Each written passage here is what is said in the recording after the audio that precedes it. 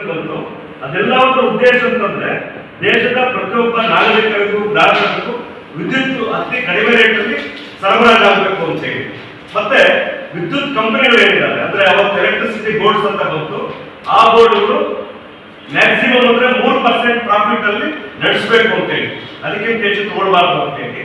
So ಈ ಒಂದು ಉದ್ದೇಶದಿಂದ ಬಂದಂತ ವಿದ್ಯುತ್ ವಲಯ ಇವತ್ತು ಅಂದ್ರೆ 1991ರ ಖಾಸಗೀಕರಣದ ನೀತಿಗಳ ಪರಿಣಾಮವಾಗಿದೆ.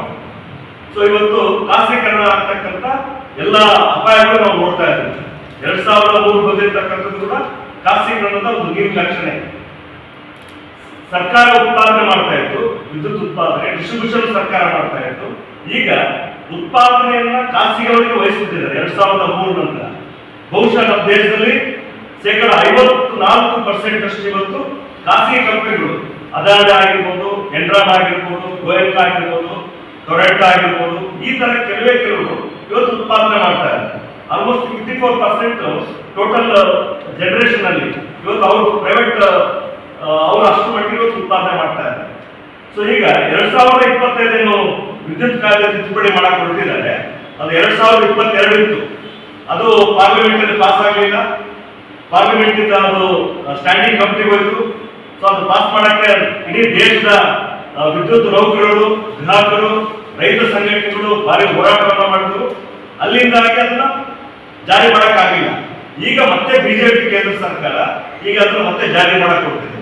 ವಿದ್ಯುತ್ ತಿದ್ದುಪಡಿ ಮಸೂದೆ 2025 ಅಂತೇಳಿ ಇದು ಡಿಸ್ಟ್ರಿಬ್ಯೂಷನ್ ಕಂಪ್ಲೀಟ್ ಖಾಸಗೀಕರಣ ಮಾಡ್ತಕ್ಕಂಥ ಒಂದು ನಿರ್ಲಕ್ಷ್ಯ.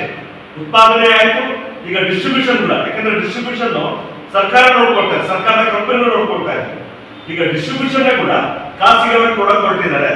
ಸೊ ಕೇಂದ್ರ ಸರ್ಕಾರ ಎಲ್ಲಾ ರಾಜ್ಯ ಸರ್ಕಾರಗಳ ಮೇಲೆ ಇದು ಪಾರ್ಲಿಮೆಂಟ್ ಅಲ್ಲಿ ಪಾಸ್ ಆಗಿಲ್ಲರೂ ಸಹ ಒತ್ತಡ ಹಾಕಿಬಿಟ್ಟು ಬೇರೆ ಬೇರೆ ರೀತಿ ಮೂಲಕ ಆಡಳಿತಾತ್ಮಕ ಕ್ರಮಗಳ ಮೂಲಕ ಒತ್ತಡ ಹಾಕಿ ಖಾಸಗೀಕರಣ ಮಾಡತಕ್ಕಂಥ ಪ್ರಯತ್ನಗಳು ಮಾಡಿದ್ದಾರೆ. ತಮ್ಮೆಲ್ಲರಿಗೂ ಗೊತ್ತಿದೆ, ಅತ್ಯಂತ ಲಾಭದಾಯಕವಾಗಿರ್ತಕ್ಕಂಥ ಚಂಡೀಗಢ ಪವರ್ ಡಿಸ್ಟ್ರಿಬ್ಯೂಷನ್ ನ ಪ್ರೈವೇಟೈಸ್ ಮಾಡೋದು. ಹಾಗೆಯೇ ಪುದುಚೇರಿ ಅದನ್ನು ಖಾಸಗೀಕರಣ ಕೊಟ್ಟಿದ್ದಾರೆ. ದೇಶದ ಬೇರೆ ಬೇರೆ ಕ್ಷೇತ್ರಗಳಲ್ಲಿ, ಬೇರೆ ಬೇರೆ ಭಾಗಗಳಲ್ಲಿ ಪ್ರೈವೇಟೈಸ್ ಮಾಡತಕ್ಕಂಥ ಪ್ರಯತ್ನಗಳು ಸಾಕಷ್ಟು ಆಗಿದೆ. ತಮ್ಮೆಲ್ಲರಿಗೂ ಗೊತ್ತಿರೋ ಹಾಗೇನೆ ಮಹಾರಾಷ್ಟ್ರದಲ್ಲಿ ಖಾಸಗೀಕರಣ ಮಾಡತಕ್ಕಂಥ ಪ್ರಕ್ರಿಯೆ ಪ್ರಾರಂಭ ಆಯಿತು. ಎನ್ರಾನ್ ಕಂಪನಿ ಅಂತ ಬಂತು. ಸೊ ಎನ್ರಾನ್ ಕಂಪನಿ ಮಹಾರಾಷ್ಟ್ರದಲ್ಲಿ, ಹಾಗೇನೆ ಒರಿಸ್ಸಾದಲ್ಲಿ ಅಮೆರಿಕನ್ ಸಪ್ಲೈ ಎಲೆಕ್ಟ್ರಿಸಿಟಿ ಸಪ್ಲೈ ಅಂತ ಹೇಳ್ಬಿಟ್ಟು ಒಂದು ಕಂಪನಿ ಬಂದು ಅಲ್ಲಿ ಕಂಪ್ಲೀಟ್ ಡಿಸ್ಟ್ರಿಬ್ಯೂಷನ್ ನ ಅಸ್ತವ್ಯಸ್ತ ಮಾಡಾಯಿತು. ಎನ್ರಾನ್ ಆಗಿ ಅಥವಾ ಅಮೆರಿಕನ್ ಎಲೆಕ್ಟ್ರಿಸಿಟಿ ಸಪ್ಲೈ ಆಗಿ ಕಂಪನಿಗಳು ಸಂಪೂರ್ಣವಾಗಿ ವಿಫಲ ಆದವು.